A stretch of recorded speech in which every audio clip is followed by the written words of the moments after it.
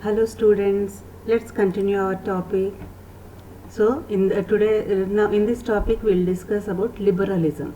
Liberalism in the sense free, liber. Liber means it's a Latin word which means free. Whereas these new middle classes who wanted to bring nationalism within the country, they have developed this idea of liberalism also. If you see here nation, LISM, liberalism in the sense something ideology, idea of a nation state, liberalism, idea of being free. So these new middle class people wanted to be free. Two types of freedom they wanted. One is political freedom, another one is economic freedom. If you look political freedom wise, first what did they want? They want government by consent, not autocratic rule, no monarchical rule. They wanted government which runs on the consent of the people's involvement in the government, day-to-day administration. Second point, they wanted end of autocracy, monarchical form, end of monarchical form, and clerical privileges. Clerical privileges, remember, state clergy, the church authorities, popes, bishops, father, we call them. So these church authority people were enjoying privileges, certain privileges, no need to work, they'll enjoy taxes from the people. So they wanted these privileges, these benefits to be an end. The people who are working, that property belongs to them only. Then they wanted a constitution and a representative government through parliament.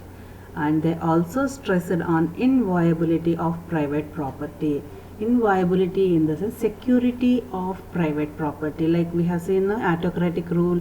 So what happened? That king has all the powers. He has the power to grab the private property of other person also. So they wanted protection to the private property. And universal suffrage. Here with this word universal, for in today's world, universal suffrage in the sense right to vote. Universal adult franchise, we call it as, in the sense every person above the age of 18 years, irrespective of gender, caste, religion, rich or poor, everyone has got right to vote. But here during this time when the middle class educated people wanted liberalism, they wanted universal suffrage. In this universal suffrage, they wanted right to vote only exclusively to property owing men. They do not want men without property and women to be part of this political right. They were excluded from this political right. So only during the Jacobins, again we need to recollect class 9th French Revolution lesson. National Assembly has been formed, constitutional monarchy set up, where they have given right to vote only to the property owing men. Then Jacobins have come up, the workers section, Maximilian Robespierre has taken the lead.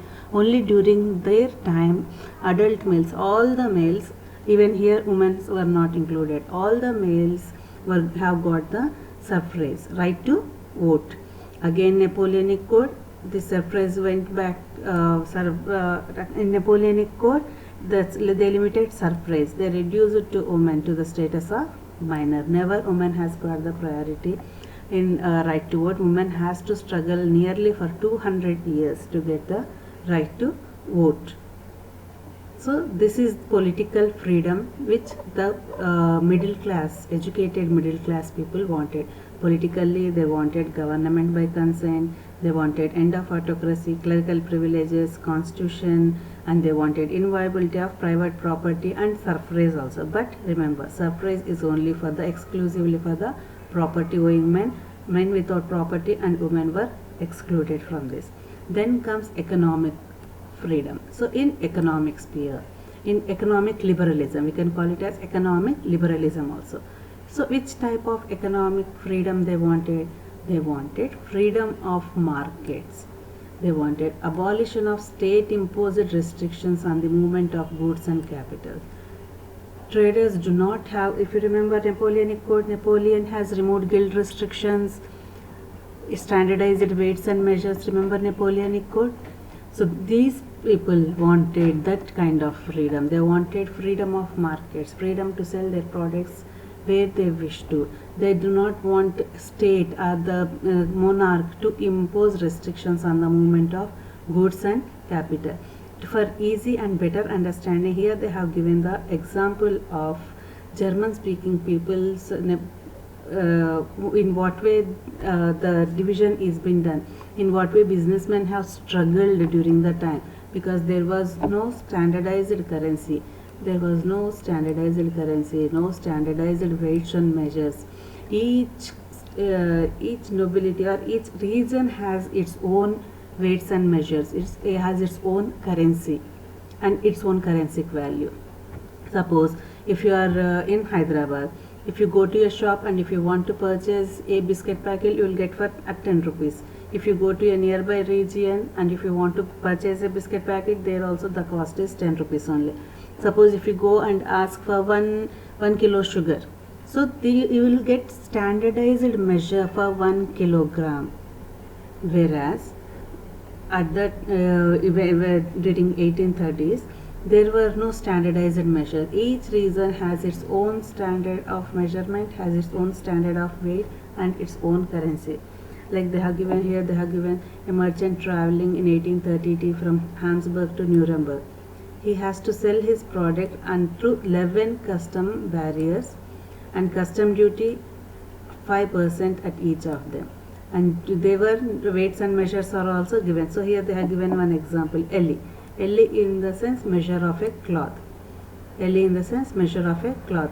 Suppose the measure of a cloth in Frankfurt, suppose if it is 54.7 centimeters a cloth, in Mainz it is 55.1 centimeters, Nuremberg 65.6 centimeters, in Freiburg 53.5 centimeters. So you can imagine the trouble, the hardships these traders have to go through. Each region measurement is different, the standard of measurement is different, they need to measure and they have to pay as per their currency and then they have to move forward. So the economic freedom, so these traders wanted economically freedom of market. So in order to overcome the problem, in 1834 a customs union known as Zollverein. What is it? Zollverein. So the word is Zollverein. So in 1834 a customs union Zollverein was formed by the German speaking people, and in Prussia was a country at that time and it was a German speaking people. There was no country called Germany in 1834, but there were German speaking people, German traders. So these people have come together, they have formed a union known as Zollverein, and this union, as a union, these people were able to abolish tariff barriers and reduce the number of currencies over 30 to 2. Since you can imagine, so one region to another region, if they have to go, they need to pay nearly 30 types of currencies they need to carry with them. Now because of once they have formed as a union, they have got some right to say, and they were able to reduce the number of currencies from 30 to now only 2 types of currencies they need to carry and they have to pay. Tariff barriers in the sense the barriers are near toll gate to, can you just imagine when we are going to our nearby hometown, we need to pay, we have to stop and we have to pay toll gate tax and then we are moving forward. It's something like that. Tariff barriers, these traders need to stop, they have to pay the tax and as per the measurement of the cloth which they have given, they have to pay in this currency and then they have to move forward. So this is what known as economic liberalism. So in this section we have discussed about the meaning of liberalism. Liberalism in the sense free. So the people wanted, middle class educated people wanted 2 types of liberalism. One is political one, and then second one comes as economic liberalism. I hope you are clear with this concept now. Now let us look at conservatism. So all isms here. So remember, it's very easy, it's not that tough. Nationalism, ideology of creating a nation state. Liberalism, idea of creating a freedom, ideology of freedom politically and economically. Here conservatism in the sense the ideology of conserving the old traditions. If you could remember, Napoleon has till 1804 Napoleonic Code, till 1815 Napoleon has ruled Europe and he brought lot many administrative changes within Europe. Among those administrative changes, one was the abolition of autocratic rule and the feudal system and the manorial dues, standardization of weights and measures. So weights and measures. So those administrative changes people have enjoyed and they have welcomed Napoleon with enthusiasm. But later on, due to the Napoleon's greed of ruling the world, he increased taxes. He has gone with censorship and forced conscription, which turned out to be negative towards him, which turned into hostility even. So though Napoleon has brought good administrative changes, because of these three changes, people started hating Napoleon slowly. And in the year 1815, Austria, Prussia, here you can see Austria, Prussia, Britain, Russia, these four countries have come together and they have defeated Napoleon. Once they defeated Napoleon, now their task was to reset the changes done by the Napoleon. So as per them, they wanted to bring conservatism again back, and you can see the definition here. Conservatism in the sense a political philosophy that stressed the importance of tradition, established institutions, customs, and preferred gradual development of quick change. So conservatism in the sense, in simple terms we can say conserving the old traditions. They wanted to go with the monarchical form, clergy and nobility enjoying their birthright privileges. Napoleon has removed their birthright privileges. He brought equality for all. So they wanted their privileges back. They wanted monarchical form of government back again. So this is what conservatism, the ideology of conserving the traditional institutions, that is estate 1, 2 and 3, clergy and nobility. They wanted to establish the church, social hierarchies, property the same way. At the same time, they also know that the old method of enjoying all the privileges is not possible now. So they could make, they wanted a modern army, an efficient bureaucracy, dynamic economy, abolition of feudalism, serfdom, could strengthen the autocratic. These are the changes brought down by Napoleon. They wanted to keep these changes the same way and go on with getting some privileges, traditional monarchical form of government. So they wanted to keep modern army, efficient bureaucracy in the sense administrative system, and then dynamic economies, like he has standardized weights and measures, transport and communication improved. They wanted to continue the abolition of feudalism and serfdom also. They wanted to keep it the same way, so that people accept them. Suddenly again going back to the monarchical form, they know that people won't accept. There were some drawbacks in the old method of monarchy. So they wanted monarchy with some modifications, and these are the modifications brought down by Napoleon, which they wanted to keep it intact. So 1815, after defeating Napoleon, and the four countries which were together to defeat Napoleon were Britain, Russia, Prussia and Austria. These four countries monarchs have come together and they have defeated Napoleon. So after defeating the Napoleon, all these four countries met at Vienna. Vienna is a place in Austria, and this meeting was organized by Austrian Chancellor Duke Metternich. Repeat, Austrian Chancellor Duke Metternich has organized this Vienna meeting. That's what it's known as treaty or agreement at Vienna in 1815. So this one in a shorter form, it is called as Treaty of Vienna. What is called as Treaty of Vienna? Because an agreement is done in Vienna in the year 1815, and it's been organized by, Austrian Chancellor Duke Metternich, and the countries which took part in this meeting were Britain, Russia, Prussia, Austria and France also, because there is no king for France now. There is no ruler. Napoleon has been defeated. So they included France also. And in France again they have restored the Bourbon dynasty. So France, after meeting at Vienna, it is known as Treaty of Vienna 1815. So some changes were brought on, And what were those changes? First change was restoration of Bourbon dynasty, in the sense monarchical form of government brought back in France. Next, in order to control French revolutionaries, in order to control the revolutions to go happening in France, a series of states were set up as boundaries. Around the France, they have set up a few series of states so that whatever revolutions happen in France, it won't impact the rest of the Europe. So the Netherlands, King of Netherlands, which included Belgium, was set up in the north, and Genoa was added to Piedmont in the south.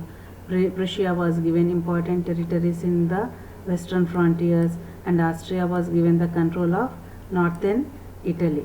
So I'll say this, and Russia was given part of Poland. So I would like to show this all with the help of a map to you so that you can understand it clearly.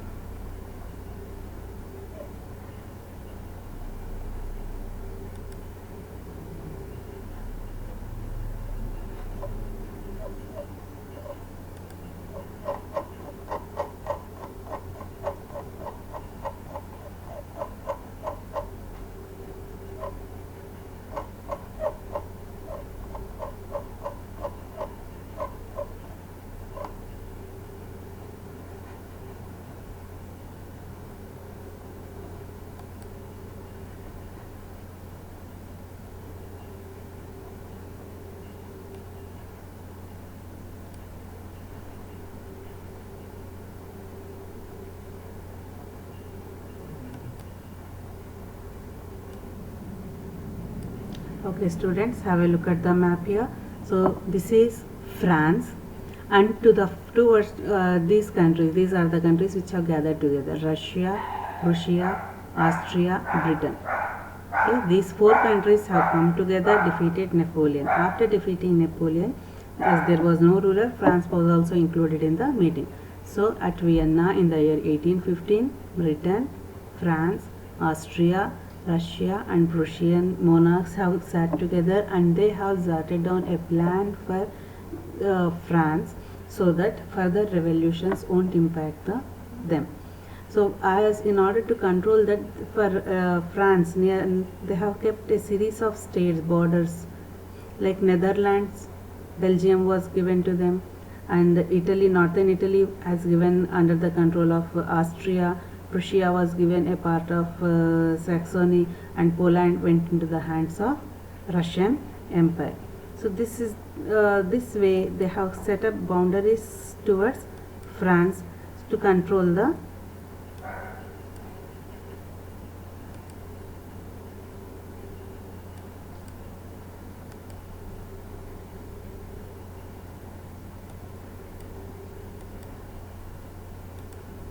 okay.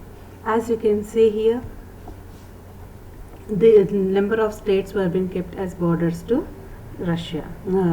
France. And then the conservative regime which was set up in 1815 were autocratic. Again, the monarchical form or control into one hand has been restored. They did not tolerate criticism and dissent. People saying something against them. So they imposed censorship laws to control what was said in the newspapers, books, plays and songs. This picture reading will be done later. So, whereas the French revolutionaries who enjoyed the benefits of equality before law and all the freedom, now they were being kept aside. So one of the major issues taken, the liberal nationalist. So the people who wanted freedom, liberalism, freedom, nationalist, nation state. The people who wanted freedom and who wanted to form nation states are known as liberal nationalists. So these people criticized the new conservative order, and they wanted freedom of press. Now, as a lot of restrictions imposed by the monarchs and autocratic rule has set up again, the people have to turn out to be revolutionary. So revolutionary is a person who goes against the government. So many revolutionaries have emerged. The people who doesn't like this conservative order, they turned out to be revolutionaries, but they have to go underground. These liberal nationalists have underground because they can be arrested, kept in jail, or they can be killed even. So many secret societies also been set up. Secretly they started meeting together, opposing the government, planning, jotting down the plans to keep this conservatism aside. Among them, the famous one was Joseph Mazzini. Among them, the famous revolutionary was Joseph Mazzini. Name is Joseph Mazzini. He belongs. You remember there was no country called Italy, but there were Italian-speaking people. So he belonged. He was an Italian-speaking person, and he wanted Italy to be a nation state. And Joseph Mazzini was born in Geneva in the year 1807. First, he was a member of Carbonari. His already existing secret society he joined. In the year, he became a member of secret society. Being the young man of 24, he was sent into exile. He was been arrested. He was sent off to far off place. Then, after coming back from the exile, he himself has set up two underground society. He himself has set up two underground societies. First one is known as Young Italy in Marseilles, and then Young Europe in Bern. Come on, repeat: Young Italy in Marseilles and Young Europe in Bern. So all the like-minded people, all the people who does not like this conservatism, censorship, they all have come together. They wanted to fight with they cannot fight directly, but they want, as it is autocratic rule, they wanted to bring back those liberalism and nation states idea among the people. So Mazzini believed that God has intended nations to be natural units of mankind, and Italy should not be a patchwork of many small states and kingdoms. He wanted Italy to be unified country. So because of this Mazzini's relentless approach and opposition to monarchy, Metternich has described him as the most dangerous enemy of the social order. Who is this Metternich? Can you recollect? Metternich, Duke Metternich, remember? Duke Metternich organized Treaty of Vienna. Austrian Chancellor organized Treaty of Vienna. He was the main person to bring back conservatism also. So he has, after looking at Mazzini, he thought that this is a danger for the society because he has set up social order of monarchical form of government, autocratic rule. So he thought he is a dangerous enemy of the social order. Metternich has given him the title, the most dangerous enemy of social order. I hope you have understood by now. So in this topic we have discussed about Treaty of Vienna, what are the things done, agreements done as per the Treaty of Vienna, and the people who do not like this conservatism, they have turned out to be revolutionaries. Now have a look at the picture. Now this picture you have to read, and this is our discussion topic for today. After watching this video, we'll discuss about this picture. You have to give your viewpoint on this picture. Hope you have understood. Good day. Still you have any doubts, you can call me.